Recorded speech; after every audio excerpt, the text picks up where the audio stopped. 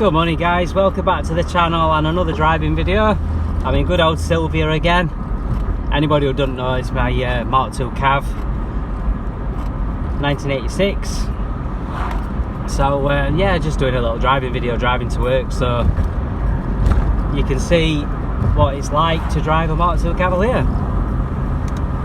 I did one little fix last night, just like a little project update.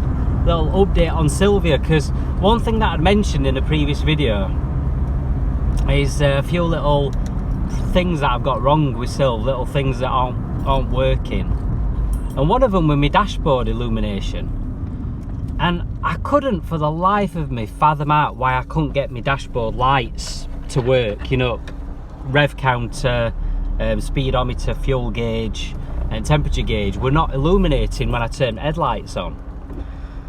And I couldn't fathom out why. I'd had the dashboard out, and I can't even remember what I'd had the dashboard out for now. I think it was when I was trying to get my rev counter working. I was just trying to figure out if it was the rev counter at fault or something else. But anyway, I put it all back and everything all seemed to be working fine. But then, because I've been using Silvia as my daily driver this last week, because the Twintop is currently stuck with the roof down. Again, see my other videos, you'll hear me telling you all about that. But coming home from my girlfriend's at night, turned the lights on and the dashboard was just black, and I'm like, why on earth is my dashboard black? So last night I fixed it, but the night before I thought I'd fixed it. I'd had the dashboard out, I'd fiddled with the wires, I'd made sure it were all plugged in all right, and it was working. And then I came to drive home last night and it wasn't working again, and I'm like, why on earth is my dash lights not working again? So when I got home from my girlfriend's last night, we're about 10:30. It was going dark, it wasn't completely dark. So I thought, right, I'm gonna get this sorted for definite and try and work out why it's not working. So I took the dash clocks back out again. It's really easy on the Mark II Cav. There's basically a little shroud that goes around it, a little surround that's held in by two screws at the top. So you take them two screws out, they're just normal regular Phillips screws. You then get access to the clock unit, and that's held in by one screw at the top, again just a regular Phillips screw.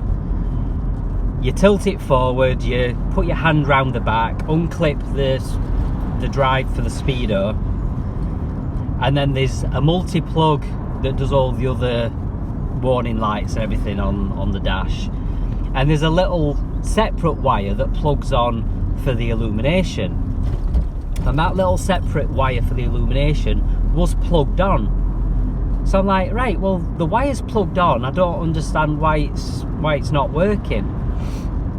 So I pulled it off and plugged it on. I pulled the dash out, I took the bulbs out, I checked the bulbs, make sure the bulbs had not gone, and put them back in, and made sure they were seated properly, and plugged it back in and tried it again, and it still weren't working. So I'm really confused why it's not working. But then a little light went bing, and I realised what the problem was. The dashboard in my Cav, as with a lot of Mark IIs of, you know, different age, different spec, not all of them have got it, but this one has got a variable brightness control switch for the dash.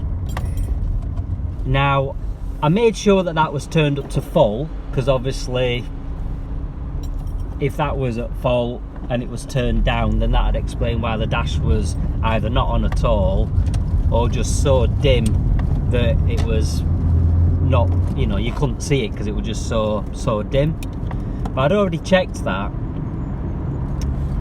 But then I realised, hang on a minute, I don't think the dashboard illumination switch has ever been connected anyway.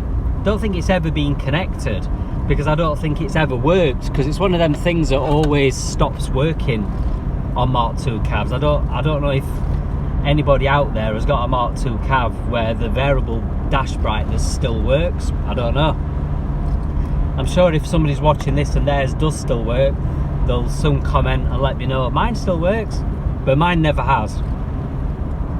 And any of my mates I've ever spoke to have always said the same, that theirs doesn't work. So I had another look at the wiring, and I realised that when I'd plugged it back in,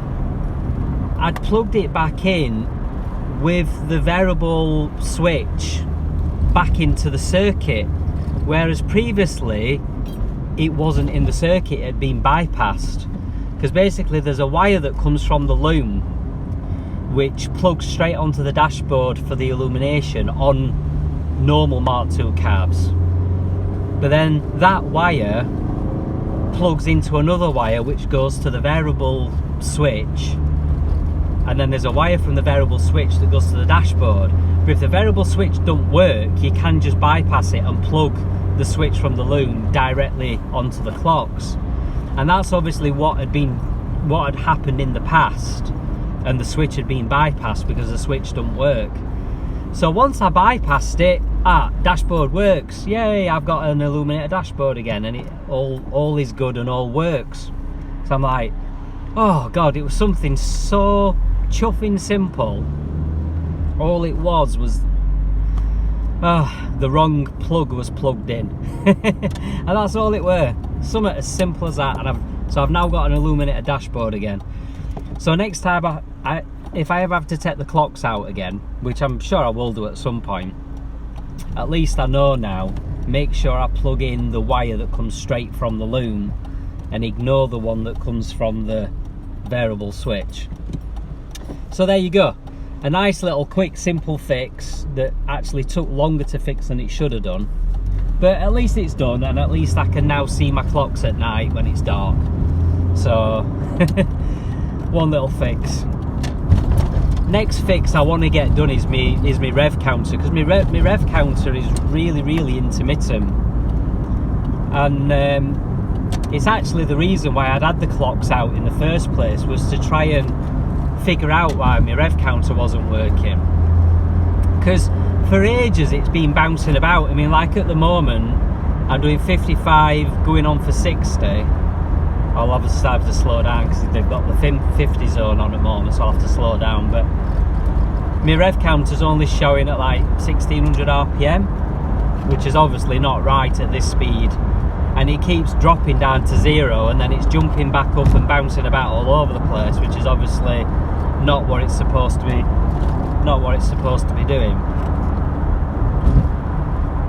And sometimes it doesn't work at all. And like when the engine's ticking over at idle, it'll just sit at the bottom, just not doing anything. Just try and get out of this traffic. It's a nightmare on here in the morning. So it'll just sit there doing nothing on the bottom of the gauge. And like now I'm speeding up, it's still doing only 1800 RPM. But I know that it's not the clock itself, it's not actually the rev counter that's at fault, because I've tried a different dashboard from that I've got a spare dashboard, and I've tried the spare one, and that does exactly the same thing.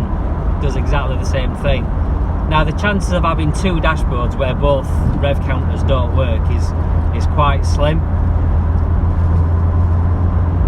It's like very slim, the chances of having both not working. So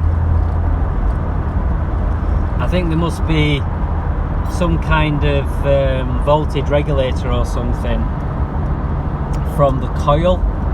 I need to have a look into it and try and work out what it is that's causing it. But I mean, like now my revs were up to 2000 RPM, and it's just suddenly dropped to 1000. So I just lost 1000 RPM.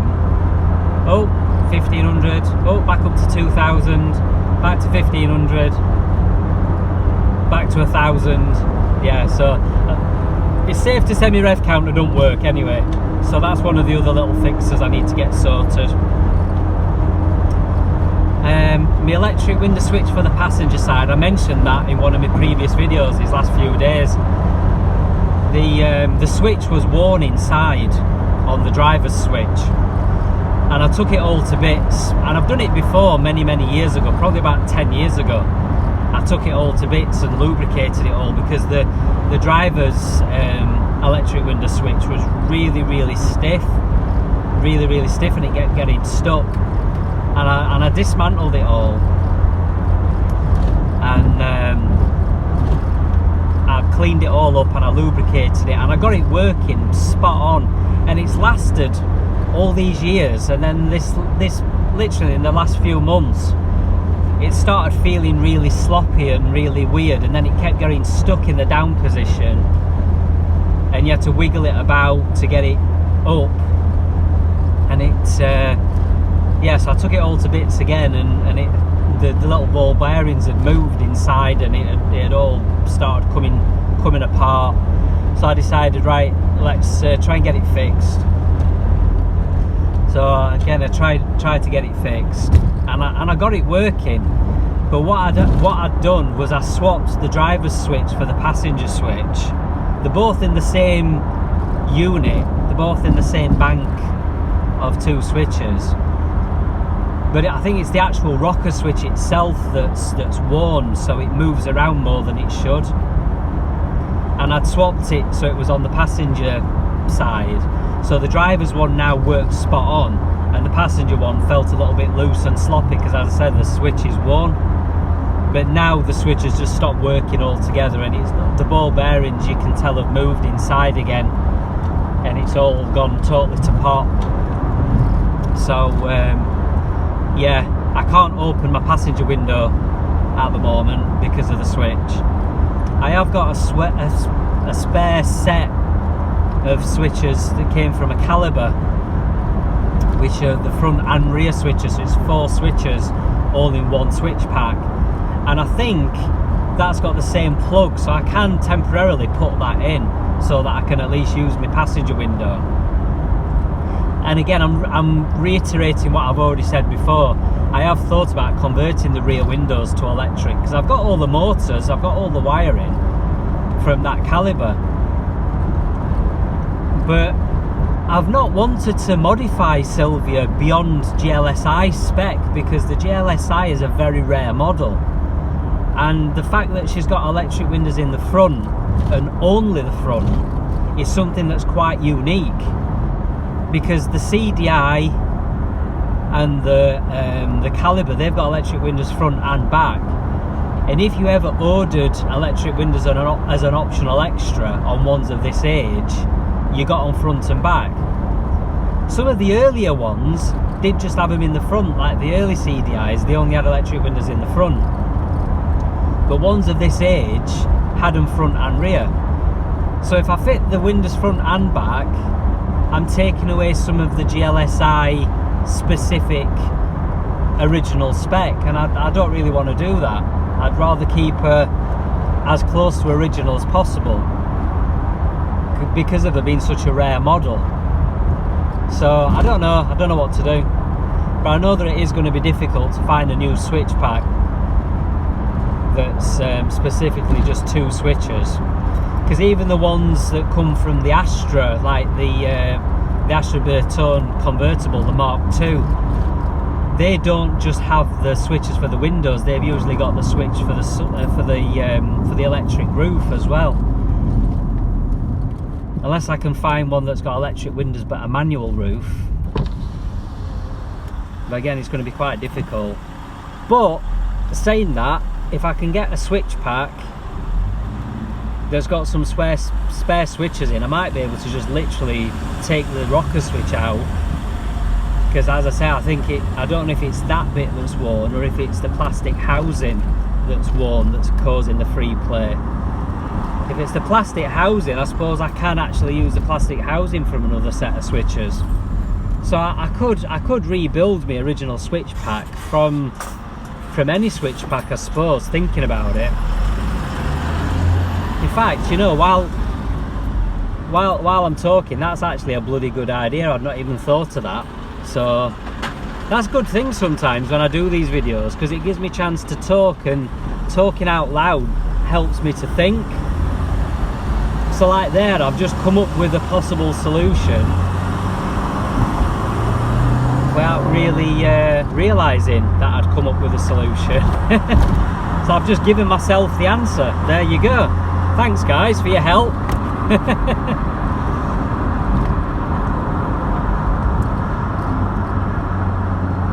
this road is awesome. Gotta love this road.